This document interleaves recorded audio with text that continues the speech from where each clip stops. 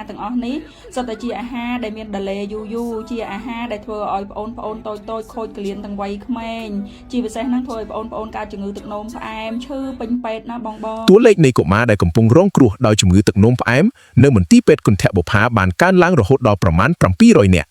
នេះមិនមែនជារឿងធម្មតាឬជាពាក្យចចាមអារ៉ាមនោះទេតែវាគឺជាសោកនាដកម្មពិតប្រាកដដែលកំពុងកើតឡើងចំពោះក្មេងៗដែលទើបតែនឹងស្គាល់ពន្លឺព្រះអាទិត្យ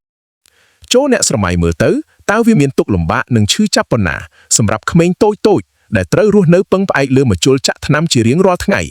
ជំងឺទឹកនោមផ្អែមលើកុមារបានឆក់យកស្នាមញញឹមនិងសេរីភាពរបស់ពួកគេតាំងពីវ័យក្មេងពួកគេត្រូវរស់នៅក្នុងការប្រុងប្រយ័ត្នជានិច្ចហើយបើធ្វេសប្រហែសពួកគេអាចប្រឈមនឹងការខូចខាតសរីរាង្គខាងក្នុងខ្សោយតម្រងនោមប៉ះពាល់គំហើញភ្នែកនិងអាចគំរាមកំហែងដល់អាយុជីវិតភ្លាមមិនត្រឹមតែកុមារទេដែលរងទុក្ខវេទនាសូម្បីតែឪពុកម្ដាយក៏ត្រូវរែកពុនបន្ទុកផ្លូវចិត្តដ៏ធ្ងន់ធ្ងរព្រមទាំងត្រូវលះបង់ពេលវេលានិងថវិកាដើម្បីមើលថែទាំជំងឺដ៏រ៉ាំរ៉ៃមួយនេះអស់មួយជីវិតតើមូលហេតុចម្បងមកពីក្រៅពីកត្តាហ្សែនពីកំណើតទំនោរនៃការកើនឡើងជំងឺនេះនាពេលបច្ចុប្បន្នគឺតាក់ទងយ៉ាងខ្លាំងទៅនឹងការមើលថែចំណីអាហារប្រចាំថ្ងៃអ្វីដែលជារឿងគួរឲ្យសង្វេគនិងគួរឲ្យស្ដាយបំផុតនោះគឺនៅកម្ពុជាយើងសង្កេតឃើញទម្លាប់ដ៏គ្រោះថ្នាក់មួយមាតាបិតាឬអាណាព្យាបាលមួយចំនួនបានបណ្ដោយឲ្យកូនក្មេងតូចដែលទើបតែចេះដើរតេះតាក់ផឹកទឹកក្រូចទឹកផ្អែមឬគ្រឿងកំប៉ុងយ៉ាងអនាធិបតេយ្យការទិញគ្រឿងកំប៉ុងឲ្យកូនគាស់រករង្វាន់បានក្លាយជារឿងសប្បាយនិងជាការលួងលោមក្មេងតែវាបានលាក់កំបាំងនៅមហន្តរាយនៃជាតិស្ករដ៏មហាសាលការធ្វើបែបនេះគឺស្មើនឹងការបង្រៀនអណ្ដាតក្មេងឲ្យញៀននឹងរសជាតិផ្អែមខ្លាំងតាំងពីពួកគេនៅតូចបំផុតសូមក្រឡេកមើលទៅប្រទេសដទៃស្ទើរតែគ្មានប្រទេសណាមួយនៅលើលោកដែលគេបណ្ដោយឲ្យក្មេងតូចប៉ះពាល់ជាតិស្ករនិងភេសជ្ជៈកំប៉ុងទៅនឹងអណ្ដាតរបស់ពួកគេតាំងពីវ័យក្មេងខ្ចីបែបនេះឡើយ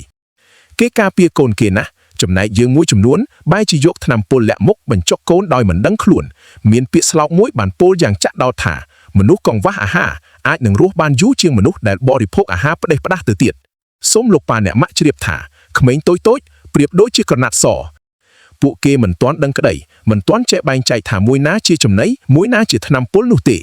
ទីពឹងតែមួយគត់ក្នុងជីវិតរបស់ពួកគេគឺឪពុកម្ដាយនេះហើយ